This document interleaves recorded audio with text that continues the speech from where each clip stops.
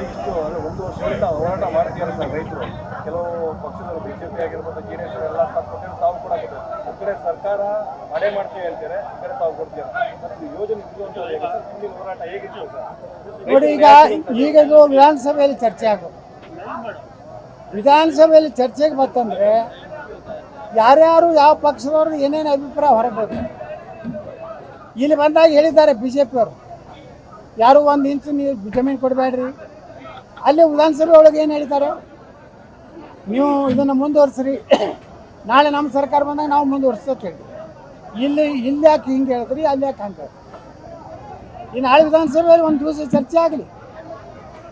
ಈ ಭಾಗದ ಎಲ್ಲ ಶಾಸಕರು ಮಾತಾಡಿ, ಎಲ್ಲ ರಾಜಕೀಯ ಪಕ್ಷದ ನಾಯಕರು ಮಾತಾಡಿ. ಯಾರು ಅದೇ ಆಗ್ತದೆ. ಈಗ ನೀವು ವಿಧಾನಸಭೆ ಆನ್ ರೆಕಾರ್ಡ್ ಇರ್ತದಲ್ಲಿ ಏನೋ ಫೇಕ್ ಅಂತ ಇರೋದಿಲ್ಲ. ಇಲ್ಲ ರೈತರು ಹೋರಾಟ ಕೂತಾಗ ಬಂದು ಏನು ಹೇಳಿದ್ರಿ, 1 ಇಂಚು ಜಾಗನೂ ಬಿಟ್ಟು ಕೊಡಬೇಡಿ, ನಾವು ಸಂಪೂರ್ಣ ಬೆಂಬಲ ಇದೆ ತಿಳಿ. ನೀವು ವಿಧಾನಸಭೆಯಲ್ಲಿ ಮಾತಾಡಿರಿ, ಅದೇ ಪ್ರಶ್ನೆ ರೈತರು ಕೇಳ್ತಾ ಇದ್ದಾರೆ.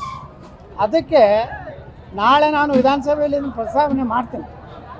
ಅವಾಗ ಡಿ ಕೆ ಶಿವಕುಮಾರ್ ಅವ್ರದ ಉತ್ತರ ಏನಿದೆ, ವಿರೋಧ ಪಕ್ಷಗಳ ಅವರ ಅಭಿಪ್ರಾಯ ಏನಿದೆ, ಕೊನೆಗೆ ಒಂದೇ ಮಾತು ನಾ ಡಿ ಕೆ ಶಿವಕುಮಾರ್ ವಿನಂತಿ ಮಾಡ್ಕೋದು, ರೈತರ ಪರವಾಗಿ ದೊಡ್ಡ ಮನಸ್ಸು ಮಾಡಿ ರೈತರನ್ನ ಅವ್ರ ಜೀವನ ಮಾಡ್ಲಿಕ್ಕೆ ಬಿಡಿ.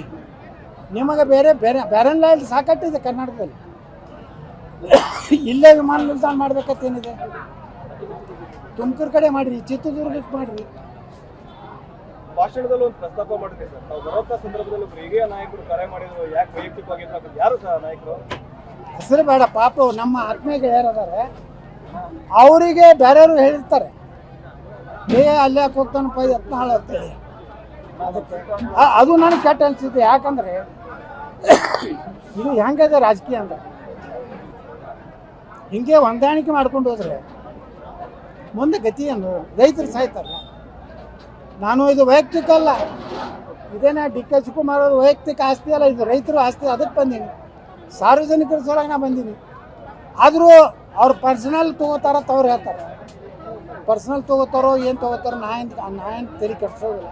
ನಾ ರೈತರ ಸಲುವಾಗಿ ಹೊರಟಿದ್ದೀನಿ, ನಾವು ಹೋಗ್ತೀನಿ.